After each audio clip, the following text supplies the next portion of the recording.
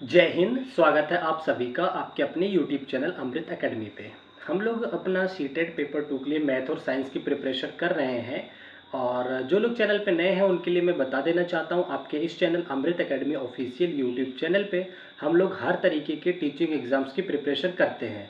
और अगर आप लोगों ने अभी तक चैनल को सब्सक्राइब नहीं किया तो प्लीज़ चैनल को सब्सक्राइब जरूर कर लें। चलिए, आज अभी हम लोगों ने अपना साइंस का 10वां दिन कंप्लीट कर लिया था, 10 चैप्टर हो गए थे। आज अपना 11वां दिन है साइंस में, जिसमें कि गति मतलब मोशन चैप्टर का ही नेक्स्ट पार्ट हम लोग आज डिस्कस करेंगे। इसमें जो ग्राफ वाला पार्ट रह गया था उसको आज की क्लास में हम लोग डिस्कस करेंगे, ठीक है। तो आज ये बिना टाइम वेस्ट किए एक बार मैं पेन सेलेक्ट कर लेता हूँ और क्लास को फिर हम लोग स्टार्ट कर लेते हैं, ठीक है। चलिए, हाँ ठीक है। तो देखिए, आज हम लोग जो पढ़ेंगे केवल ग्राफ पढ़ेंगे, उससे रिलेटेड जो प्रीवियस ईयर क्वेश्चन पूछे गए वो पढ़ेंगे, ठीक है। तो चलिए एक बार हम देखते हैं कौन कौन से टाइप के ग्राफ इसमें पूछे जाते हैं। सारा डेटा आप लोगों के प्रिंटेड फॉर्म में हमने ले रखा है, ठीक है।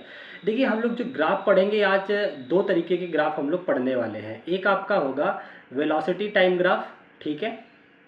एक सेकंड में ज़रा पेन का कलर चेंज कर लूँ, एक सेकंड दीजिएगा। हाँ, ये मैंने रेड कलर ले लिया, ओके ठीक है।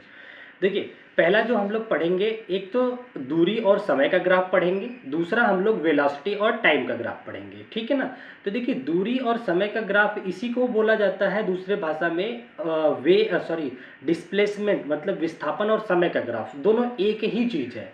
पहले मोस्ट इंपॉर्टेंट बात तो आपको ये याद रखनी है क्या, कि slope of distance time graph क्या होता है। जो डिस्टेंस टाइम ग्राफ है उसके स्लोप को क्या बोला जाता है, तो ये बात आप लोग याद रखना। उसके स्लोप को स्पीड बोलते हैं यानी कि चाल बोला जाता है, या फिर वेलोसिटी बोला जाता है यानी कि वेग बोला जाता है, ठीक है। ये पेन सही नहीं लग रहा है, हम इसी पेन से लिखते हैं, हाँ ठीक है ना। तो क्या बोला जाता है, वेलोसिटी, इसको वेग बोल सकते हैं आप। ये क्वेश्चन पूछा गया है कि इसको क्या बोला जाता है, डिस्टेंस टाइम ग्राफ का क्या नाम होता है, इसके स्लोप का क्या नाम। स्लोप मतलब होता है जैसे ये जो ढलान बनती है इसे स्लोप बोला जाता है, ठीक है। तो इसको चाल बोलेंगे कब, जब एक तरफ वाई एक्सिस पे डिस्टेंस दिया हो और एक्स एक्सिस पे टाइम दिया हो, तो इसको बोला जाता है, इस स्लोप का नाम क्या हो जाता है आपका, इस स्लोप का नाम हो जाता है चाल, ठीक है। अगर यहाँ पे डिस्टेंस की जगह आपका विस्थापन यानी कि डिस्प्लेसमेंट लिखा होता, मतलब कि डिस्प्लेसमेंट टाइम ग्राफ होता, तो इसके स्लोप का नाम चेंज होकर के क्या बोला जाता, वेग यानी कि वेलोसिटी बोला जाता, ठीक है। तो इसके जो ग्राफ बनते हैं वस्तु के गति के हिसाब से बनते हैं। पहला देखिए जो ग्राफ होता है, इसमें क्या आपको याद रखना है कि कौन सा ग्राफ रिजु रेखा मतलब कि स्ट्रेट लाइन है। स्ट्रेट लाइन मतलब बिनु टेढ़े हुए सीधी रेखा में है, ठीक है। कौन सा कर्व बना रहा है, ठीक है। तो ध्यान से सुनिए, पहली कंडीशन इसकी क्या होती है, रेस्ट की कंडीशन होती है। रेस्ट में क्या है, ये टाइम का नीचे टाइम होता है, यहाँ पे डिस्टेंस होता है, ठीक है। अगर कोई वस्तु विरामावस्था में, जैसे मैंने यहाँ पे ऐसे रख दिया, ये मूव नहीं कर रही है, तो इसका ग्राफ क्या होगा। तो देखिए, वस्तु तो अपनी स्थिति पे बनी हुई है, लेकिन टाइम तो बढ़ रहा है ना, टाइम तो हर सेकंड बढ़ता ही जा रहा है। तो वस्तु की अगर मोशन में चेंजेस होगा तो ये ऊपर की तरफ बढ़ेगा, लेकिन ये ऊपर की तरफ नहीं बढ़ रहा है। क्यों, क्योंकि वस्तु रेस्ट में है, तो केवल एक ही अक्ष बढ़ेगा, एक्स एक्सिस, वाई, ये टाइम का ग्राफ बढ़ता जाएगा। तो ये वाला जो ग्राफ होता है किसका होता है, रेस्ट के लिए, या इसी को बोला जाता है स्टेशनरी बॉडी, रुकी हुई वस्तु का दूरी और समय ग्राफ क्या होता है, एक स्ट्रेट लाइन होता है, एक्स एक्सिस मतलब टाइम अक्ष के समानांतर होता है, ठीक है। पहला कंडीशन आप लोग समझ गए। दूसरा आ जाता है यूनिफॉर्म मोशन। यूनिफॉर्म मोशन या फिर इसी को बोलते हैं एक समान गति की अवस्था या फिर एक समान वेलोसिटी की अवस्था, ठीक है ना, ये बोला जाता है आपके सामने। तो इसका ग्राफ कैसे बनता है उसका हम लोग एक बार जिक्र कर लेते हैं। इसमें देखिए, एक्स एक्सिस पे वही चीज़ है, टाइम है, वाई एक्सिस पे डिस्टेंस दे रखा है। यहाँ पे देखिए, समय मान लो अगर 1 मिनट होता है तो 1 मिनट में वस्तु 1 मीटर समझ ले चली गया, तो ये ग्राफ यहाँ आता है। फिर समय बढ़ा, फिर डिस्टेंस भी बढ़ गया, तो ग्राफ यहाँ आ जाता है। तो इस तरह से लगातार अगर समय बढ़ रहा है और समय के साथ स्पीड भी कंटिन्यूअस बढ़ती जा रही है, तो इसे बोला जाता है यूनिफॉर्म मोशन की अवस्था, ठीक है, या एक समान चाल। एक समान चाल, अगर यहाँ वेग विस्थापन लिखा होता तो आप बोलते एक समान वेलोसिटी की कंडीशन है। तो ये याद रखना है कि स्ट्रेट लाइन कब कब बनता है, डिस्टेंस टाइम ग्राफ में वस्तु अगर रेस्ट अवस्था में है तब भी स्ट्रेट लाइन बनता है, एक समान गति की अवस्था में है तब भी स्ट्रेट लाइन बनता है। दोनों बात याद रखोगे, ठीक है। तीसरी कंडीशन हम आ जाते हैं। तीसरी कंडीशन ये होती है अगर वाई एक्सिस पे डिस्टेंस मतलब कि दूरी को ले रहे हैं, ये दूरी है, ठीक है, एक्स एक्सिस पे आपका समय लिया हुआ है और इस तरह से उठा हुआ कर्व बनता है, तो इसको बोलते हैं नॉन यूनिफॉर्म मोशन का ग्राफ। क्या बोलते हैं? नॉन यूनिफॉर्म मोशन, या फिर इसी को बोलते हैं एक समान त्वरण की अवस्था। दूरी और समय में भी एक समान त्वरण आता है, एक्सीलरेशन। ये क्या होता है? समय के साथ इसके वेग में वृद्धि होती जा रही है। देखिए पहले 1 सेकंड मान लो यहाँ था वेग, इस पोजीशन पे था, अगले 1 सेकंड में चढ़ करके यहाँ पे आ गया। यहाँ पे समय धीरे चलता है लेकिन वेग जो डिस्टेंस है वो ज़्यादा कवर होता जाता है। जब समय अपने सेम अवस्था में बढ़ता रहे 1 मिनट 2 मिनट 3 मिनट ऐसे, लेकिन दूरी जो है ज़्यादा कवर करता जाए, तो इसे बोलते हैं कि एक्सीलरेट हो रहा है। आप देखते होंगे मोटरसाइकिल चलाते हैं तो एक्सीलेटर देते जाते हैं, तो पहले भी आज 5 मिनट में आप 5 मीटर चलते थे तो एक्सीलेटर दे करके अगले 5 मिनट में आप और तेज निकल जाते, 10 मीटर निकल जाते हैं। तो यही बोला जाता है एक समान त्वरण की अवस्था डिस्टेंस टाइम ग्राफ में, या इसी को नॉन यूनिफॉर्म मोशन बोलते हैं। क्यों? क्योंकि यूनिफॉर्म और नॉन यूनिफॉर्म मैंने आपको पिछले वीडियो में सिखा रखा है, इसका पार्ट 1 गति का जरूर देख लीजिएगा, वहाँ आपको समझ में आ जाएगा, ठीक है। दूसरा, अगर ग्राफ इस तरह से झुका हुआ है तो इसको नॉन यूनिफॉर्म, इसको भी या फिर रिटार्डेशन की कंडीशन बोलते हैं, जो एक्सीलरेशन का उल्टा होता है, ठीक है ना। ये बात समझ गए। तो ये 4 ग्राफ याद रखना है आपको डिस्टेंस टाइम ग्राफ का। तो इसमें जो मेजर फैक्टर है क्या याद रखना है वो मैं आप लोगों के साथ एक बार बता देता हूँ कि आपको याद क्या रखना है। एक बार मैं इसको जरा रफ कर दूँ, 1 सेकंड रुक जाइए, ये पुराना दूसरे पेन से लिख उठा है तो वो मिट नहीं रहा था इसलिए, ठीक है। चलो, हाँ ठीक है ना। तो कौन कौन सी स्ट्रेट लाइन बनाते हैं दूरी समय ग्राफ का? एक तो जब वस्तु रेस्ट में हो तब स्ट्रेट लाइन बनता है, दूसरा वस्तु जब हमारी समान यूनिफॉर्म मोशन में हो तब जाकर के स्ट्रेट लाइन बनता है, बाकी सारी कंडीशन में वो कर्व बनाता है, ठीक है। ये याद रखना क्योंकि यहीं से क्वेश्चन पूछे जाते हैं। आ जाते हैं हम अपने अगले टॉपिक की तरफ, ठीक है। तो देखिए अगला टॉपिक हमारा आ गया, जब एक्स एक्सिस पे हम वेलोसिटी को ले लें, और सॉरी वाई एक्सिस पे वेलोसिटी को ले लें और एक्स एक्सिस पे टाइम को ले लें, तो जो ग्राफ बनते हैं इसमें आपको याद रखना है कि कब स्ट्रेट लाइन बनेगा और कब आपका कर्व बनेगा, ठीक है। तो ये बातें आपको याद रखनी है। आ जाओ, देखिए ये रहा समय आपका एक्स एक्सिस पे, ये वेलोसिटी रहा। इसकी कंडीशन होती है यहाँ पे जब स्ट्रेट लाइन बनता है जब कांस्टेंट स्पीड होती है, ठीक है ना। वेलोसिटी और टाइम का रेशियो स्पीड को बताता है ना, ये आ गया। यहाँ पे देखिए स्ट्रेट लाइन कब बना? जब स्पीड क्या हो? कांस्टेंट हो। एक समान गति की अवस्था में स्ट्रेट लाइन बनता है, ऋजु रेखा बनता है, समय और वेग का ग्राफ। क्या बनता है मेरे साथ बताओ? वेग और समय का ग्राफ स्ट्रेट लाइन बनता है कब? जब वस्तु एक समान कांस्टेंट स्पीड में हो, एक समान गति की अवस्था में हो, ठीक है। तो एक ये याद रखोगे। दूसरा, ये कब स्ट्रेट लाइन बनाता है? इस तरह से ये वाली स्ट्रेट लाइन बनती है। वेग और समय का ग्राफ कब बनाता है? जब यूनिफॉर्म एक्सीलरेशन हो, एक समान त्वरण में। किस पे? एक समान त्वरण में, ठीक है। त्वरण क्या होता है आप लोगों को पता है ना, मीटर पर सेकंड स्क्वायर इसकी यूनिट होती है, ठीक है ना। तो दोनों याद रखोगे। पहली कंडीशन, वेग समय ग्राफ में स्ट्रेट लाइन कब बनता है? जब वस्तु कांस्टेंट स्पीड में हो।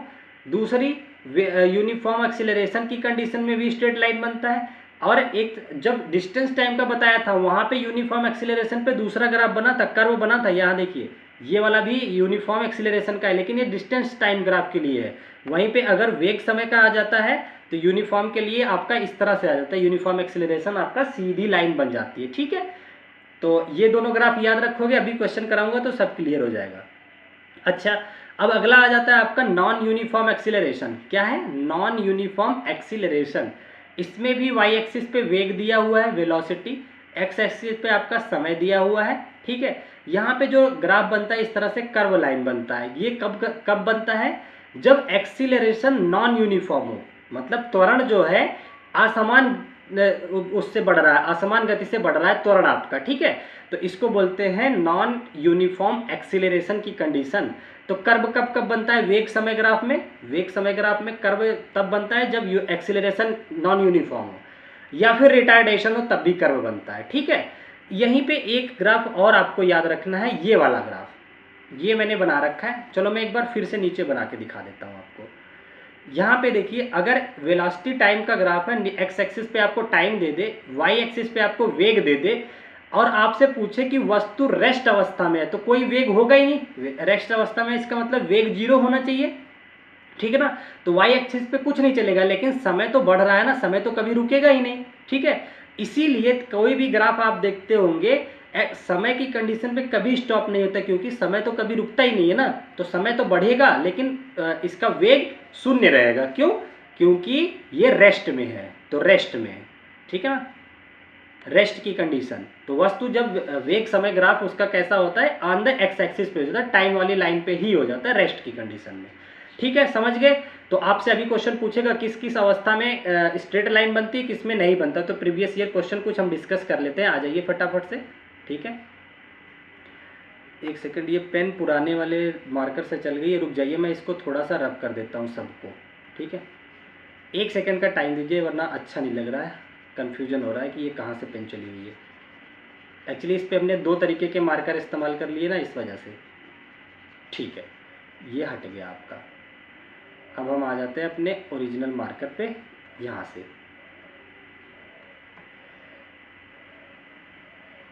हाँ ठीक है। हाँ चलिए, अब देखिए पहला क्वेश्चन आपकी स्क्रीन पे दे रखा है, कह रहा है निम्नलिखित में से कौन से ग्राफ सीधी रेखा यानी कि रिज लाइन मतलब स्ट्रेट लाइन को रिप्रेजेंट करते हैं। तो मैंने आपको बताया था 2 ग्राफ तो दूरी समय वाले में थे, 2 ही थे वेग समय वाले में। तो देखिए मैच कराइए, कह रहा है रेस्ट की कंडीशन में विराम अवस्था में वस्तु का दूरी समय ग्राफ, बिल्कुल, तो यही तो था। रेस्ट वाला जो ग्राफ था, डिस्टेंस का, यहाँ पे डिस्टेंस था, यहाँ पे टाइम था, तो यही वाला ग्राफ था, तो ये स्ट्रेट लाइन को बता रहा है। तो पहला ऑप्शन आपका बिल्कुल ही करेक्ट है, ठीक है। दूसरा कह रहे हैं एक समान त्वरण के साथ गतिमान पिंड का वेग समान ग्राफ, एक समान त्वरण हो, यूनिफॉर्म एक्सेलरेशन का ग्राफ, वेग, ये देखो यही तो था, इस पे टाइम था, इस पे अगर वेलोसिटी थी, तो यहाँ पे इस तरह से ग्राफ गया था, ये भी एक स्ट्रेट लाइन था, तो ये भी आपका आंसर सही है, ये आपको याद रहना चाहिए। तीसरा ऑप्शन कह रहा है एक समान त्वरण के साथ गतिमान पिंड का दूरी समय ग्राफ।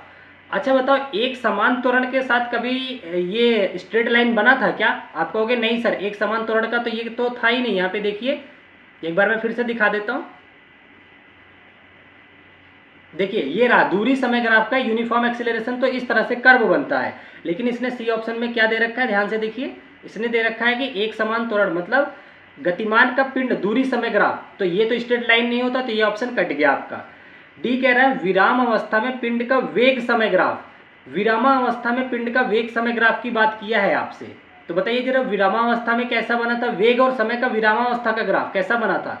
अभी मैंने बताया कि ये रहा आपका टाइम, ये रहा वेग, ठीक है ना, वेलोसिटी। इसने कहा विरामावस्था में वस्तु है, इसका मतलब वेलोसिटी तो 0 हो गई, केवल टाइम बढ़ेगा, तो ये आपकी ग्राफ बनेगा, ठीक है। तो ये डी वाला भी सही होगा, ये भी एक स्ट्रेट लाइन को बता रहा है, तो इसका जो करेक्ट आंसर होगा ए बी डी हो जाएगा, ठीक है। एक मिनट में इसको चेक कर लेता हूँ, इसको दिया है कि नहीं है डी वाले को, क्योंकि ये स्ट्रेट लाइन ही तो बनने की कंडीशन है ये। एक सेकेंड बस टाइम देंगे आप लोग। हाँ ठीक है, सही है, तो ये आपका करेक्ट आंसर पहला हो जाएगा। मैंने सारे ग्राफ बना बना करके दिखा दिए आपको, ठीक है। तो ये देखिए चौथा ऑप्शन ये दिया हुआ था, तो ये आपका स्ट्रेट लाइन ही होता है। चलो इसका नेक्स्ट क्वेश्चन हम लोग डिस्कस कर लेते हैं फटाफट से। देखिए नेक्स्ट क्वेश्चन क्या कह रहा है, बस आपको याद रखना है कौन सा स्ट्रेट बनाता है कौन सा कर्व बनाता है, इतने से आपका काम हो जाएगा।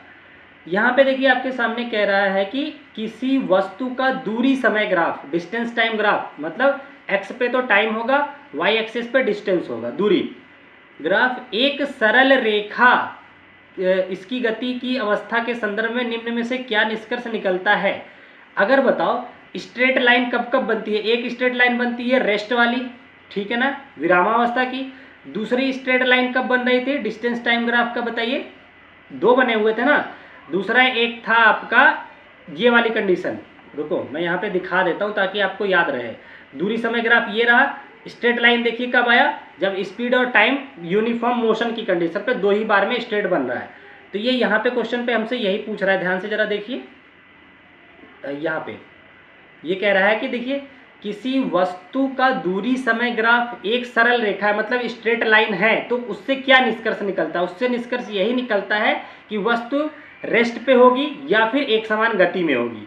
पहला क्या कह रहा है, यह विरामावस्था में होगी, बिल्कुल सही बात है, रेस्ट में होगी तब स्ट्रेट लाइन बनता है।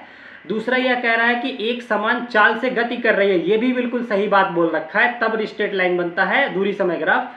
तीसरा कह रहा है यह एक समान त्वरण से गति करता नहीं, एक समान त्वरण में तो इस तरह से ग्राफ बनता है। ठीक है, तो समझ गए कौन सा ऑप्शन सही होगा, ए और बी।